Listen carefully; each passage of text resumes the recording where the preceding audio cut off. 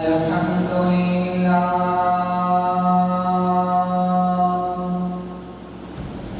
الحمد لله رب العالمين والعاقبة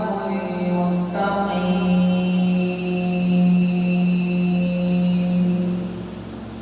والصلاة والسلام على أشرف الأنبياء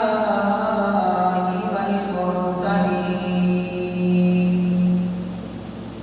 أما بعد فأعوذ بالله من الشيطان الرجيم بسم الله الرحمن الرحيم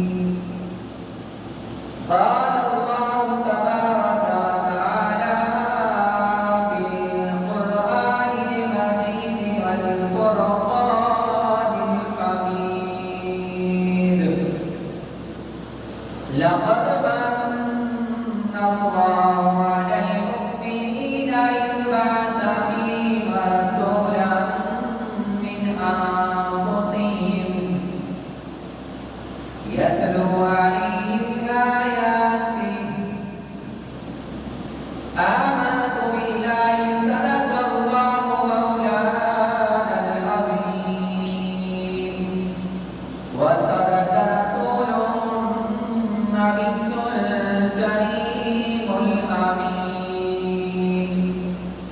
اللهم نور قلوبنا بالقرآن وزين أخلاقنا بالقرآن وأدخلنا الجنة بالقرآن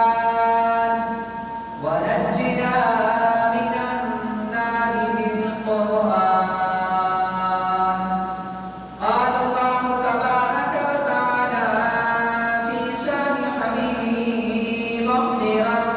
وآخرا إن الله وملائكته يصلون على النبي يا أيها الذين آمنوا صلوا عليه وسلموا تسليما اللهم صل على سيدنا مولانا محمد وعلى آل سيدنا وأصحاب سيدنا ومولانا محمد وبارك وسلم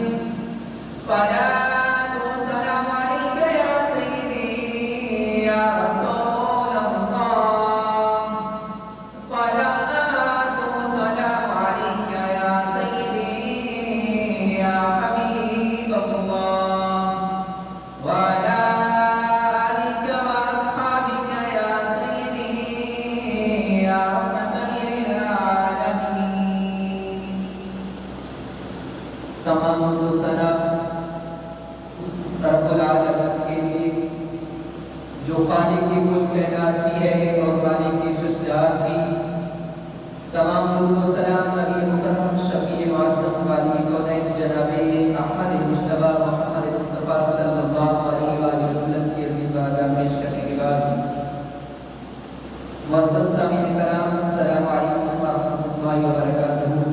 خالق یاد و سما کی بارگاہ میں دعائیں کہ خالق یاد و سما اس بابرکت دن جمعہ المبارک کی حاضری کو ہمارے لیے ہم قبول و منظور فرما کے باعث نجات بنائیں معزز سامعین کرام قرآن مجید فرقان حمید کے چوتھے پارہ کی ایک آیت کریمہ کو کچھ حصہ پڑھنے کا شرف حاصل کیا اسی کے متعلق چند معروضات آپ کے سامنے پیش کروں گا میری جو گفتگو کا موضوع ہے جو میں آپ کے سامنے چند منٹ میں کروں گا وہ یہ ہے کہ اس ماہ مقدس میں پورے عالم اسلام پر مسلمان نبی مکرم صلی اللہ علیہ وآلہ وسلم کی ولادت کی خوشی منا رہے ہیں میلاد النبی صلی اللہ علیہ وآلہ وسلم کی محفلیں انعقاد ہو رہی ہیں تو یہ میلاد النبی صلی اللہ علیہ وآلہ وسلم کی حقیقت کیا ہے یہ کہاں سے ثابت ہے سب سے پہلے یہ چیز ذہن میں رکھیے کہ میلاد کے دو درجے ہیں ایک نفس میلاد اور دوسرا ہے حیات کے قضایا کے ساتھ میلاد میں ایک مثال کے ساتھ آپ کو ساتھ کرتا ہوں کہ ایک ہے نفس تبلیغ اور دوسرا ہے اس سہایت کے ساتھ سوشل میڈیا کے ذریعے یہ لوگوں کو پیغام پہنچانا. تو نفس میلاد بھی قرآن و حدیث سے ثابت ہے اور بالکل جائز اور درست ہے. اور حیات قضائیہ کے ساتھ میلاد نبی صلی اللہ علیہ وسلم کا منایا جانا یہ بھی بالکل قرآن و حدیث سے ثابت اور جائز اور درست ہے. ایک بات ذہن میں رہے کہ کوئی چیز جس اہمیت میں ہوتی ہے اسی کے مطابق اس کے ذرائع دیے جاتے ہیں. اب نماز فرض ہے ہم پہ تو اس کے ذرائع بھی اسی حساب سے دیے جائیں گے کہ اللہ رب العزت نے اس کی کتنی تکلیف فرمائی ہے اور اس کے چھوڑنے والا کتنا بڑا گنہگار ہے. اب بکر واجب ہیں ان کا مرتبہ فرض سے کم ہے تو اب دلائل بھی اس حساب سے دیے جائیں گے کہ اس کا چھوڑنے والا کتنا گنہگار ہے اور اس کی اہمیت کتنی ہے. اب ایک چیز سنت رسول ہے تو اس کے دلائل بھی اس حساب سے دیے جائیں گے اور یہ بتایا جائے گا کہ اس کے چھوڑنے والا کیا گنہگار ہے تو کتنا گنہگار ہے. اب یہ میلاد النبی صلی اللہ علیہ وسلم یہ ایک مستحب اور جائز عمل ہے. کوئی بھی بندہ اس کو فرض یا واجب نہیں کرتا بلکہ یہ سنت اور اچھا کام ہے. جو بندہ کرے گا اللہ رب العزت اس سے بہت زیادہ اجر عطا فرمائے گا. اب چونکہ اس کی حیثیت مستحب اور جائز کی ہے تو اس کے لیے ذرائع احادیث ضعیفہ سے بھی ہمیں مل جائیں گے, صحیح احادیث سے بھی, اور قرآن حکیم کے ارشادات کے جو اشارات ہیں ان سے بھی اگر ہمیں دلائل مل گئے تو ہم ان کو تسلیم کریں گے. چونکہ یہ مستحب عمل ہے, اچھا عمل ہے اور جائز ہے. جو کرے گا اللہ رب العزت اس سے بہت زیادہ اجر عطا فرمائے گا. تو نفس میلاد یہ بھی قرآن و حدیث سے ثابت ہے. یعنی نبی اکرم صلی اللہ علیہ وسلم کے پیدا ہونے کا ذکر کرنا, آپ کی بعثت کا ذکر کرنا اور اس کی ابتدا حضور کی ماں سیدہ طیبہ آمنہ رضی اللہ تعالی عنہا فرماتی ہیں کہ آپ فرماتی ہیں کہ جب میرا یہ بیٹا, یہ پاکیزہ بچہ میرے پیٹ میں آیا تو جیسے باقی عورتوں کو تکالیف ہوتی ہے بیٹوں کی, مجھے کوئی تکلیف محسوس نہیں ہوئی. اور فرمایا کہ جب یہ میرے پیٹ میں تھا تو میرے کافی انبیاء آتے اور مجھے مبارک دیتے ہیں, آمنہ تجھے مبارک ہو کہ تیرے پیٹ میں خاتم الانبیاء آنے والا ہے. اور پھر فرماتی ہے کہ جب یہ بچہ میرے پیٹ میں آیا تو میں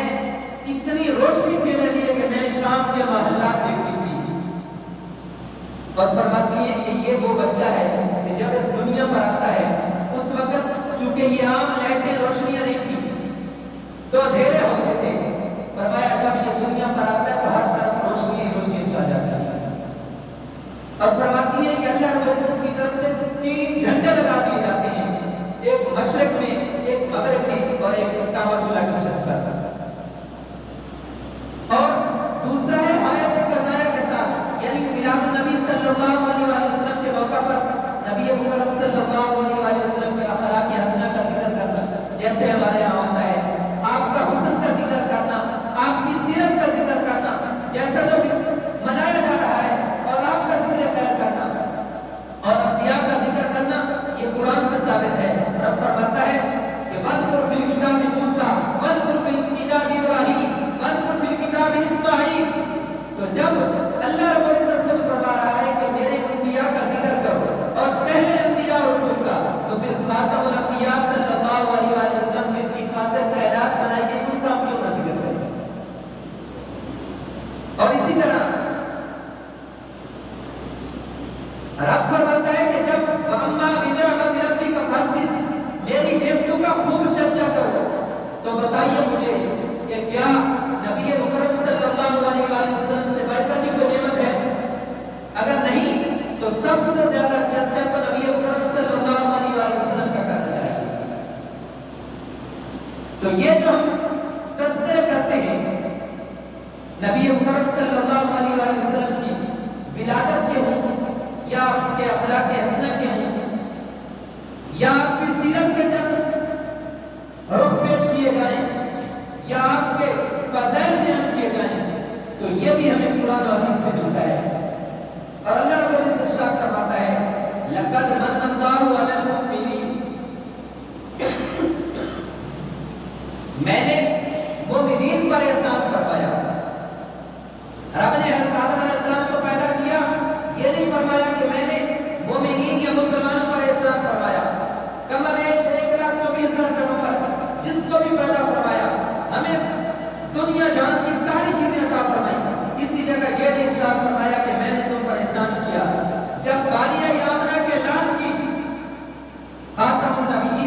اللہ علیہ وسلم کی، تو فرمایا میں نے مومنین پر احسان کیا،